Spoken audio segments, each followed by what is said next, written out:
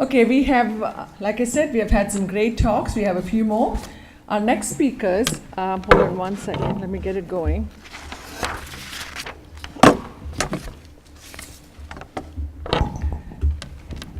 Okay. Our next speaker is Frank Mail. Frank Mail is from Lawrence Landscape Incorporated and Midwest Custom Pools in Lawrence, Kansas. And we also have Jane Mail from Magic Council. And no, they're not related. So it's Jane Mail, Frank Mail, not related at all, okay? But they will talk about, Jane and Frank, they're both going to talk about the importance of national certification in the green industry. Frank is with Lawrence Landscape, where he has been a partner for 25 years, and Midwest Custom Pools, where he has helped, which he helped start 4 years ago. Frank graduated from K-State with a Bachelor's in Agricultural Sciences and also participated in the Kansas Agriculture and Rural Leaders Program, affectionately known as KARL, K-A-R-L. A great believer that education makes you better and sets you apart from the majority. He's both a landscape industry certified technician and a landscape industry certified manager. In fact, he was the first person in the great state of Kansas to hold both designations. And today he's going to today he's here to invite you to learn how to be in the top 1% of green industry professionals through national certification. So welcome, Frank and Jane. Thank you. Joey, Yeah. Do you want to be up here? Yeah, sure. For the room. Okay. Yeah.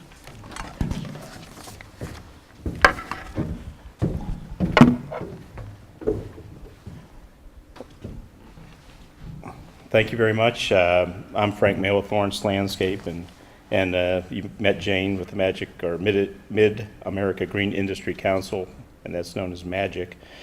I'm here to visit with you about being a landscape industry certified. I'm not the best teacher in the world, so please ask questions at any time. This is an interactive presentation, so it's not going to work if you guys don't participate, right? Right, very good. First off, let's poll the audience and see who is in attendance. Who in here loves horticulture and landscaping?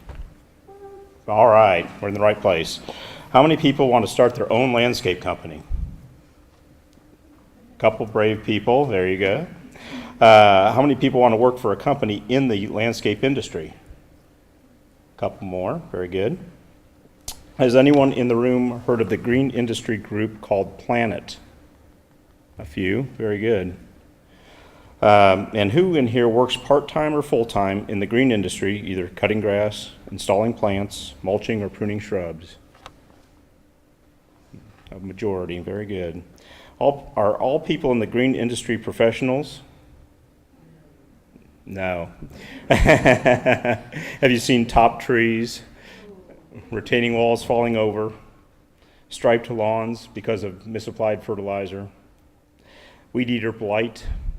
Have you seen the wrong plant in the wrong place? We all have.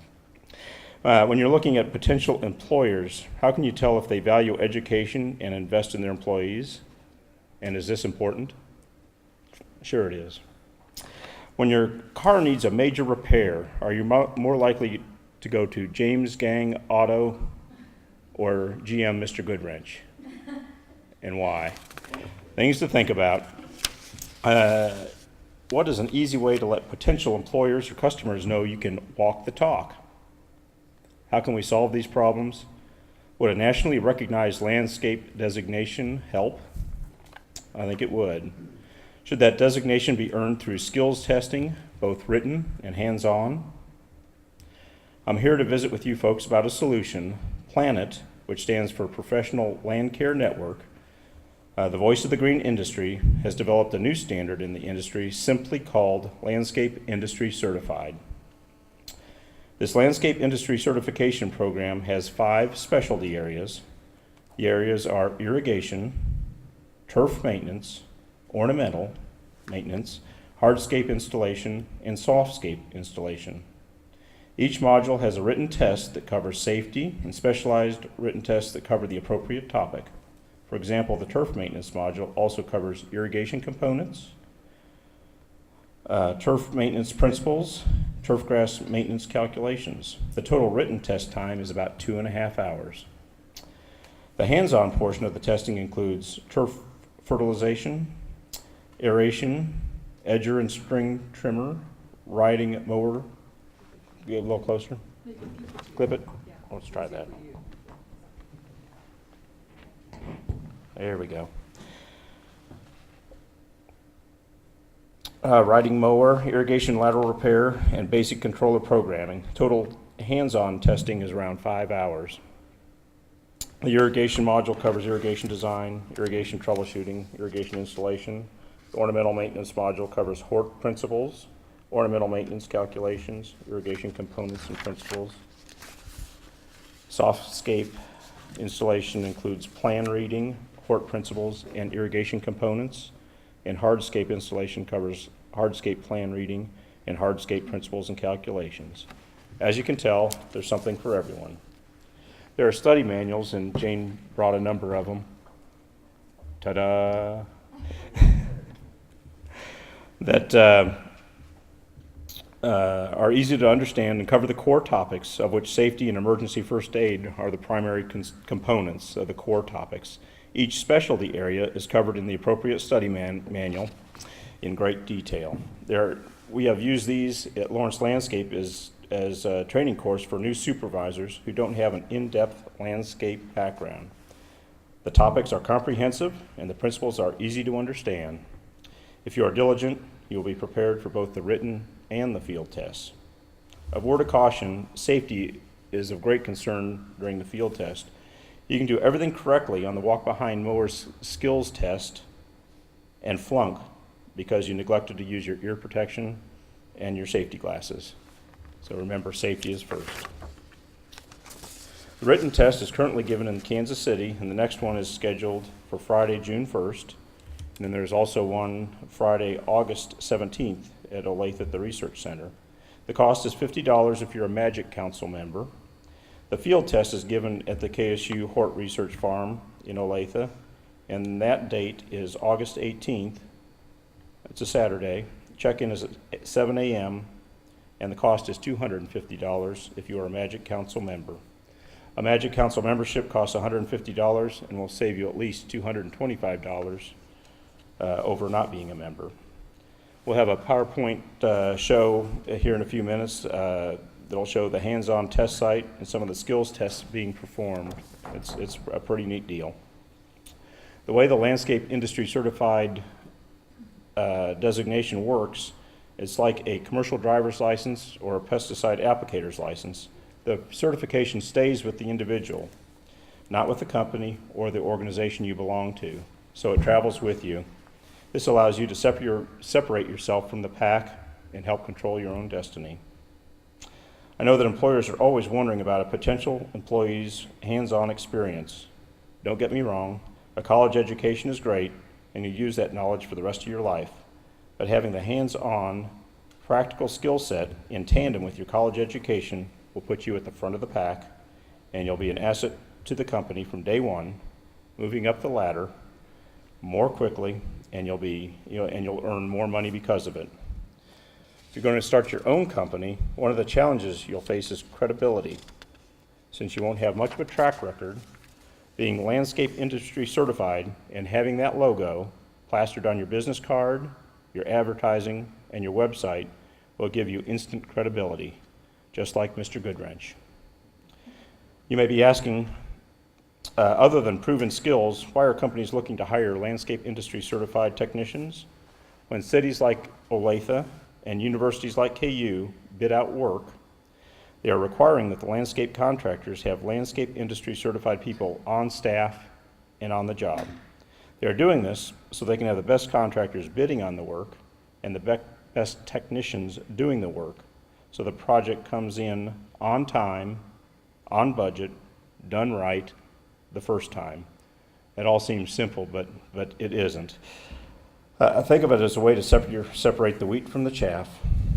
I'm sure you're wondering if I can walk the talk, and we at Lawrence Landscape have 9 landscape industry certified technicians. We have 2 landscape industry certified managers, We found that the people who take and pass the certification become leaders in our organization. For our other people who are certified, we have put the logo on their business cards and have the initials after their name. When you first hand out that card, people will wonder, they'll have a puzzled look on their face, because on my card I have Frank Mail, CLT, and CLP. It's an instant 5-minute commercial. I mean, they ask, they wonder, and it gives you permission to brag and to talk about the certification program and explain that to the people. We are one of the few companies in Lawrence who have certified staff members. For us, that is a good thing.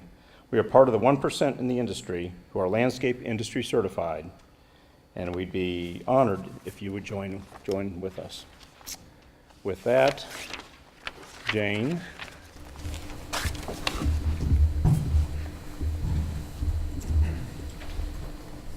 Something that I'd also like to share is not every state is able to offer this test. We own the license as Magic Council from Planet to be able to offer this test in the territory of Kansas and Missouri. Colorado and Illinois have a license, but it's not, I would say there's less than 25 states in North America that are able to offer this program. And when Planet revised the program 2 years ago, they became very stringent because they want candidates to have the same experience. If they go to Colorado, if they go to Illinois, if they go to Toronto, to have this experience that everyone administers the test that we're going to show you now the same way. And we are observed each time we do this test, and we recently received an all clear that we do a very professional job in putting on this exam, and we receive very high marks and kudos from Planet about what a fine job our committee does and the organization. So when you decide to become landscape industry certified and choose the Olathe campus to do it, you're going to be with a top-notch experience. So keep that in mind. After we show you the pictures, I have a site map to show you so you can see how it's laid out. And I also brought the matrix of all the test problems so you can have a better idea of what is involved, and take that back with you, put it in your folder for your long-range planning or short-term goals. Okay, so Frank, you're going to explain what the... We hope. This is a test site at the KSU Hort Research Farm at the end of Santa Fe. And the front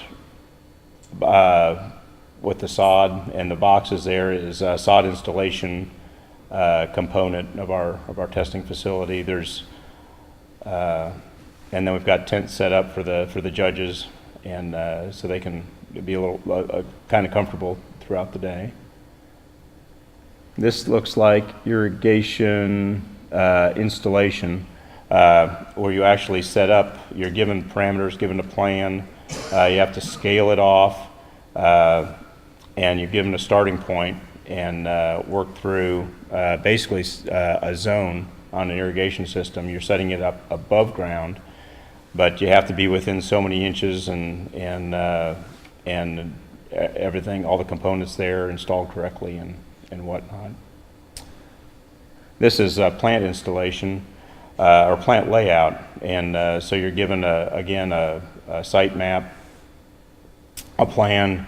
You have tolerances within so many inches that all the plants are in the correct plants are in the correct place with the correct spacing, and that it all flows out and oriented the correct way. This is paver installation. You actually, and it's a hardscape problem, and this is one of the tougher ones. You're basically building a 3-foot by 3-foot pad. You start out with AB3, you need to compact it, level it, add sand, get the grade right, install the pavers, cut the pavers. It's a 90-minute test. gonna say that. A lot of them are there's some that are 15 minutes. Most of them are half an hour, and this you're sweating at the end of it. Believe me, it's a tough one, and it's not uncommon for people not to pass it the first time because it is so rigorous. We offer this exam twice a year, once in August and once in October. This is irrigation adjustment, irrigation repair, and you get points off if you're adjusting the head and get the judge wet. That's pretty automatic, especially on a cold October morning. But there's a number of heads, spray heads, rotor heads, impact heads that you judge. You also have in the sandboxes behind, you'll do a repair. A pipe will be cut. You need to find the leak, repair the pipe using glue and primer, PVC pipe, and do it in a timely manner and with proper safety precautions, and then test the repair at the end and make sure everything holds. There's rider. Here is Sod Installation. There we go. Sod Installation. There's a head in there. There's a valve box in there. You're trying to get the sod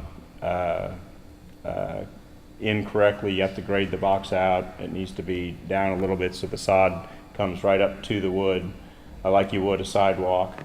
You don't want short. You want full rolls all the way around, so you don't have pieces on the outside because they'll dry out quicker. So there's a standard procedure that needs to be kept, and all this is told to you in that manual. And some of it's common sense, but some of it isn't, especially if you haven't installed it before or very familiar with it. We have the rider mower, and again, safety is paramount, especially with machinery. The earplugs, the glasses, and the safety guard down on the mowing deck. I've seen a number of people not do those three things because they get in the habits. They've mowed, for years and years and years, and so they know the machine. They hop on it and they go, and so this makes you think when you have those points taken off that about the safety components that need to be addressed every day, and not let old habits rule your life. Now, we do not own this equipment. A lot of it is borrowed from our members or from dealers. And one thing that we're required to do is send out to the candidates who have pre-registered, and you must pre-register, you just can't show up on test day and take the test. We send out a list of the equipment that will be used so they can either practice in their own shop or go to a dealer. But we give an advance warning about what type of equipment is used. And that is a huge bonus. At the beginning, that wasn't necessarily the case, and we had a couple CLT technicians that came through and got to the test site, and it was a mower that they'd never seen before and operated in a different way, and so they were just lost, and so that's a huge improvement in the testing. We actually poured a little sidewalk out there, and so we've got string trimmer and edger going on, and again the candidates in the orange vest and the judges in the lime green. This is grading and drainage. You're given a plan, and basically you're making a swoop through. You're building some little hills and building a swoop, a drainage plan or a drainage way through the sandbox to a catch basin, and you would think that isn't the most technical thing in the world, but if you start out doing it in tenths of a foot instead of inches, you can be off terribly. And so again, it's one of those situations, and you see it all the time. In fact, I had the same thing occur with me. I flunked lateral installation. You're put in a testing situation, and you got the clock working against you, and it's something I'd done 15, 18 years. And by the time I got out of that test, I couldn't tell you which way north was. I mean, I was so flustered. And so practice is encouraged, and so you're comfortable in those situations. Well, and you notice the environment, there's only orange and green vests out here. There are no extra people really allowed at the test site. No visitors, anything like that. Those people that are there are supposed to be there. And if you're not testing or if you're not judging a problem, you have to be off the field test site so that you have the best experience possible to take the exam. There's enough stress without onlookers. This is controller programming, and if you noticed in my presentation, even with ornamental maintenance, you had to learn how to program a controller. So there's a lot of cross training involved. Sod installation, part of it, you know, you have to part of that problem, you have to let the test judge know the watering constraints, he's the homeowner. And so it's kind of a broad-based test that covers a number of different areas that might be out of your comfort zone if you're, you know, if it's ornamental maintenance that you're interested in. This is a hardscape problem. This is skid steer, and you're going through a coned course. You're picking up a scoop of dirt, and you go through the course a number of times. You can hardly tell, but right under that bucket or behind the bucket is a 2x4 that is just precariously perched on a couple of nails, and that signifies a dump truck. And so you can't bump the board. If you do, that's a disqualification. So you're dumping the dirt over the board, and in a timely manner, you're backing up, going back through the course, getting, I think, 3 scoops of dirt. You go through the course, and then after that portion is completed, then you pick up your pile of dirt that's in the dump truck, and put it back into the pile. You're also tested on machinery. You do a walk around beforehand. I mean, you check the fuel, you check the oil, you make sure it's greased, you check all the safety components, and make sure that the machine is operational and safe before you even fire it up. So, with that. Any questions? Are you able to do them all in one day? You pick one module. You pick ornamental maintenance, turf maintenance, irrigation. You pick one of the 5 because it would be a rather 3 long years to day. do all 5? Is that right? You can do all 5, but at different times. And- And then when I distribute the matrix, you'll see some of the problems cross over. So if you do softscape installation and you want hardscape, you might only have to do 4 problems. Part of it. So that'll be, you'll be able to see it on that. All basic tools supplied? Yeah, all the tools are there, and you're given a list. All the equipment, safety equipment as well? Right. You just got to properly use it? Yep. Okay. But you And- should bring your own, Your plugs and safety glasses. Safety glasses. It isn't a gotcha test, but you need to be vigilant, and especially if you, like I said, mowing for years, and you just get into your routine, and your routine isn't safety glasses. And in fact, that problem I told you about with the lateral installation, when I retested, I was one of the first people, and it was hardly light out. It was, 7 in the morning, and it was in October. And so I had my glasses on my hat, like I always do.